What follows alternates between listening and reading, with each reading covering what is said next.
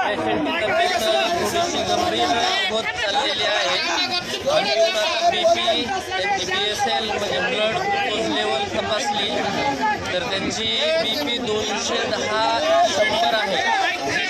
वरचा BP 210, खालचा 100 आहे, म्हणजे वाढलेला BP आहे त्यांचा. काही होण्याचे चान्सेस असू शकते. त्यांना सध्या हॉस्पिटलायझेशनची गरज आहे, पण आता इथून ऐकायला तयार नाही. त्यांना आता हॉस्पिटलाइज करण्याची अत्यंत गरज आहे.